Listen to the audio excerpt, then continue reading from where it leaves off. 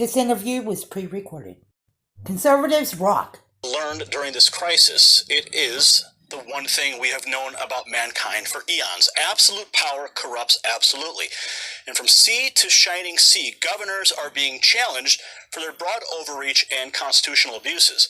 While the 10th Amendment states powers not granted to the federal government fall back to the state and to the people respectively, that amendment is not a blank check to abuse power through executive authority. And this has become abundantly clear in the state of Pennsylvania. Rampant abuse of power and policies that are literally costing thousands of lives. My guest today aims to rip the veil back on these abuses of power, to hold the tyrants in his state accountable. And the best part is his record of fighting for America. And that should scare the hell out of the spineless politicians who couldn't even identify the barrel of a gun. Doug Mastrano is a combat veteran and the son of a career U.S. Navy man. He was commissioned in the U.S. Army in 1986 and served on the Iron Curtain with the 2nd Armored Cavalry Regiment in West Germany. While serving along the East German and Czechoslovakian borders, he witnessed the end of the Cold War and thereafter deployed to Iraq for Operation Desert Storm to liberate Kuwait. His regiment led the attack against Saddam's elite Republican Guard forces, and after 9/11, he was the lead planner for the operation to invade Iraq via Turkey. He served 4 years with NATO and deployed 3 times to Afghanistan. He was the director of NATO's Joint Intelligence Center in Afghanistan. He is a doctor of history and has 4 master's degrees: strategy, strategic intelligence, military operations, and air power. So just that list alone should put these politicians in check.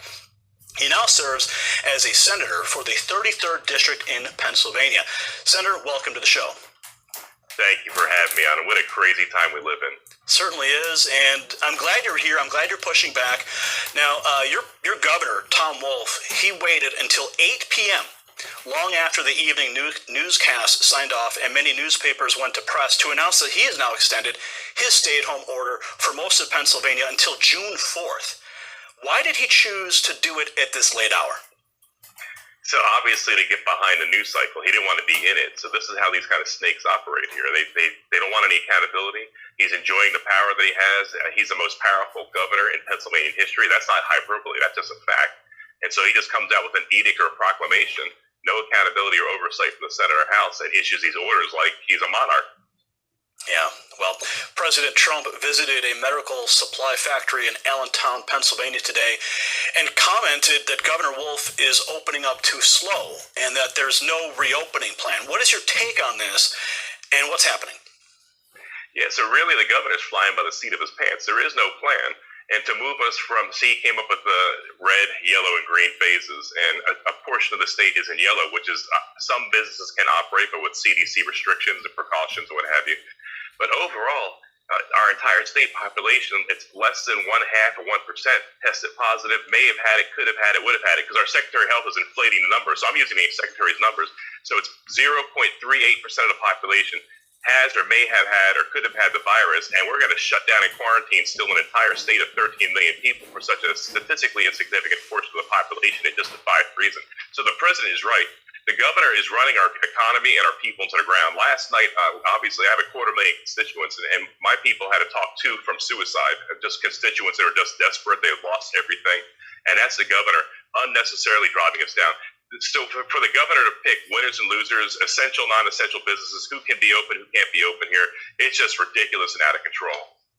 Now, President Trump was concerned early on, stating that the cure cannot be more damaging than the actual virus itself. Are you seeing that play out in Pennsylvania now with the suicide you just mentioned? Yeah, it really is. It's far worse. And if you think about this in the context of our leadership, the governor unleashed all kinds of edicts and proclamations here. We're the only state still with real estate closed down. We are one of the only states, or one of the few states here to have no car sales available. And so and the governor was handing out waivers to certain groups and allow them to open and operate with certain conditions. So if one could reopen, why could not all at the same conditions? And so this has sparked a lot of hopelessness and helplessness among the people of Pennsylvania, and that's not hyperbole. I see it every day. I'm in touch with the people. I'm engaging them, and we need some relief. We need some help, and we've lost our freedoms on top of all this. What are some of the conditions to those waivers you spoke of? Yeah, so the governor, of course, on 19 March issued his proclamation shutting down the state in effect. They came out with a list of essential, non-essential businesses, and that shut down about 50-60% of our economy. And then the governor turned around and he said, okay, we're going to have exceptions, because the list was very flawed, as you can imagine. And so 44,000 people applied for exceptions. There's 6,000 car dealers, for instance, in Pennsylvania. 20 were given waivers. And the question is, was that political payback? Was that cronyism? Was that friends? I mean, so why did you allow 20 to open up with certain conditions, but not all 6,000 with the same conditions? And that's just endemic of the problem we have here in the state. Now, President Trump also had choice words for the failed Democrat leadership of Pennsylvania after 11 counties threatened to reopen without the governor's consent. What's the story behind that? Yeah, so finally, 11 counties rose up and said, you know what, we're done. And this Friday, literally this Friday, tomorrow, we're going to reopen, irregardless of what Governor Wolf tells us. And Governor Wolf came out a few days later. It is the most fiery speech he's ever given, and basically said, you're cowards, you're weak. If you don't obey me, you're bailing out in this battle, you're running from the battle. I mean, coming out of the mouth of this guy here. And then he turned around and said, if you do this, you'll not get federal aid. If you do this, you will not receive any help from the state. If you do this, I'll take away your business licenses, and if you do, I'll fine you. So he was okay with releasing 2,000 criminals and putting felons on the street, but he's bent on arresting God-fearing, upstanding Pennsylvania citizens who just want to live and exercise their right to life, liberty, and the pursuit of happiness, to run their businesses. Now, there's an enforcement issue here, because in my state here and in my very county, just today, the county sheriff said, look, we're not going to enforce the governor of Illinois' executive orders, and we're going to let the people do as they may. We're not going to go out and arrest people. Are you seeing a similar uprising across your state with county sheriffs pushing back against these executive orders? Yeah, so that's the good news. You know, all elections matter. A lot of people used to blow off local election, county elections here, and now we're seeing how important every election is. And we have 67 counties in Pennsylvania, and we have about 20 sheriffs who came out and said, I'm not going to enforce what I view as non-constitutional, extra-constitutional edicts, because they're not laws issued by the governor. And we've had about 20 or so DAs, district attorneys in each county, rise up and say, no, we're not going to punish business owners as well who choose to be open. And that gives us all some hope. Sadly, the governor's threats did have an effect. Several county commissioners have decided to join the fight, to leave and just start reopening on a Friday. At least 4 counties chickened out as a result. And that's exactly what the governor had hoped to do. It was actually on the phone for the first time in his 6 years in office with the county commissioners. Usually has an underling doing that, and convinced a bunch of them to bail out on us. So it's divide and conquer. And so this is going to drag out. And that's why I really hope President Trump could weigh in and pitch in a little bit on this fight, because we need help. Now, earlier today, you were with other state elected officials at a barbershop that was threatened with closure by 2 state police earlier in the week. So what is the situation, though? As I mentioned, you said county sheriffs, but you still have state enforcement. So you have state police. So how do these two, are they colliding with each other as far as jurisdictionally? What's the situation with that? Yeah, so I think it was Monday or Tuesday, 2 police officers showed up outside of Harrisburg in Cumberland County, and they came to Shep's Barbershop, and Brad, the barber, runs the shop, and he decided he was going to open up on Monday. He had nothing to lose. He's about to lose everything. He can't feed his family, can't pay his bills. And 2 police, unfortunately, I don't know why they feel like they have to, knock on the door. Why can't they just drive by and say, looks good to me? But, overzealous police officers are violating our trust. And I love the police, and my people love the police too. And so we're asking for mutual respect. But he came out and he did exactly as I advise people do, is you go out with the camera and be respectful, but have the camera. And, hey, officer, what's going on? Well, are you open for business? Yes, I am. Well, you can't be because the governor says. And Brad replied, well, I have to feed my family, so unless you're going to do a fundraiser to pay my bills and bring some food in the house, I have to be open. Well, you got to be closed. And Brad responded, what law have I broken? Because this is not a law. I didn't vote on this. I'm a senator. It's an edict, a proclamation from the governor. And Brad made a good case for his constitutional rights. And the police still said, this is your warning. Next time we come, you're going to get a letter. And after that, we're going to start hammering you with fines. I'm paraphrasing now. And the letter from the governor that he's going to get in a couple days here is absolutely atrocious. It's all full of threats and bullying, and we're going to bring you down. You're going to pay court costs. I mean, it's one of the most disgusting things, overreach and abuse of power I've seen from any governor in the history of this nation. Well, taking a look at the press release that was just issued by my own county sheriff, one of the points that he made in that letter stating he wasn't going to enforce the governor of Illinois' executive orders was that there's no precedent, there's no law for them to actually enforce, and that actually puts the officers at a liability, because now they're wide open for lawsuits because they're enforcing something that doesn't exist. When you mentioned that these were law enforcement officers, were they local? Were they county? Were they state? What was the jurisdiction that was attempting to enforce these executive edicts in Pennsylvania, where you were at the barbershop? Yeah, they were Pennsylvania police, PSP, we call them state police. And unfortunately, they work for the governor. And obviously, the guy leading the force is appointed by the governor, and so they're tied in closely with him. I'm really disappointed to report I have a local gym, Alpha Fitness, down the street by Chambersburg, real close to where I live here. The police came into the owner of the gym, Jeremiah Snyder. He opened up. He's in the same position, has 2 small kids to feed, a family to take care of, bills to pay, just like everyone else out there in the real world, unlike Governor Wolf's experience in life. And so he opened up, and sadly, 3 police officers, 3 state police came in. And I know the captain that was there, and my heart's broken. This guy was a Marine, and he should know better. He took an oath on the Constitution, not on the orders of a governor. And he's coming in and he was threatening Jeremiah. So we're probably going to have a similar rally here in support of Jeremiah. But this is the epitome of overreach and tyranny, and we can't allow this to stand. I never thought when I was in the Army that I'd be standing here fighting for our basic freedoms and rights as an American in Pennsylvania. I never dreamed of that happening here. You expect that over in Bosnia, or in Afghanistan and Iraq, but in America, in Pennsylvania, the birthplace of liberty, where New Birth of Freedom was fought for in the Civil War, it's just unimaginable to me we've come this far. Well, there certainly are enemies, foreign and domestic, we should be worried about. Now let's talk about what happened on Monday. You held a rally in Harrisburg, formally calling for the resignation of the Secretary of Health, Levine. Could you explain the latest on this? Yeah, so on Monday, and we know a lot more today than we did Monday, but I was looking at the record of our Secretary of Health, I would say, medical malpractice and gross incompetence, and that's, once again, a hyperbole. Here's why I say that, why I demanded the resignation of Levine, is Levine came out 2 months ago saying, hey, this virus has proven to be extremely fatal to those with certain conditions and also to the elderly, so we have to protect our elderly. And then on the 18th of March, Levine issued a memo, an order saying that elder care homes, long-term assisted homes, have to take back COVID-19 positive patients from hospitals to free up hospital beds in Pennsylvania. So they took positive cases, put them into nursing homes, and unleashed a plague amongst the most vulnerable. And that's resulted in 2/3 of all our deaths in Pennsylvania have come from these homes as a result of Levine's mismanagement and gross negligence, and also 2/3 of our cases statewide. So I went up and with great flair went to the governor's office in the Capitol building, and he's not there. The door's locked. So the guy's missing in action.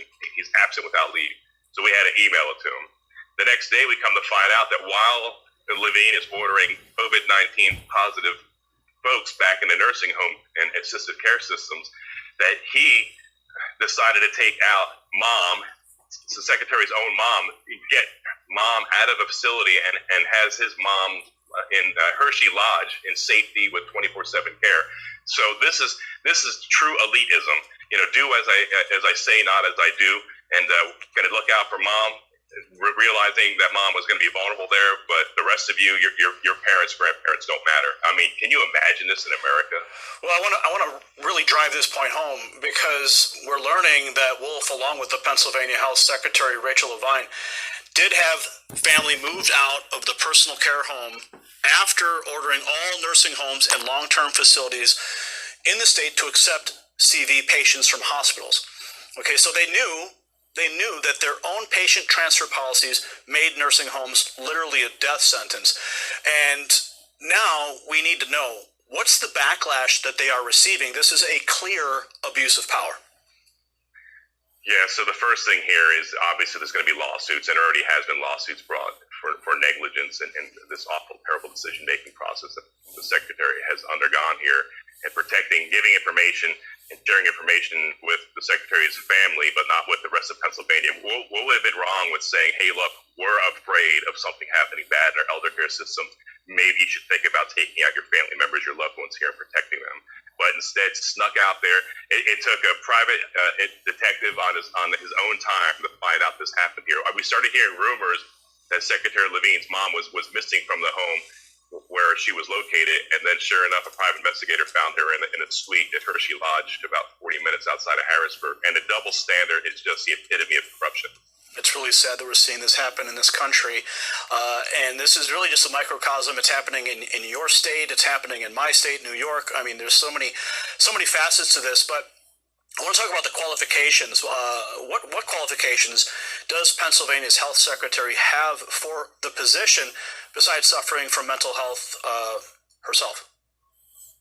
Well, the qualifications, a doctor's degree in pediatrician, and also expertise in eating disorders. So clearly that Levine lacks policy experience, doesn't have any experience in epidemiology or pandemics, and was definitely woefully ill-prepared for this position.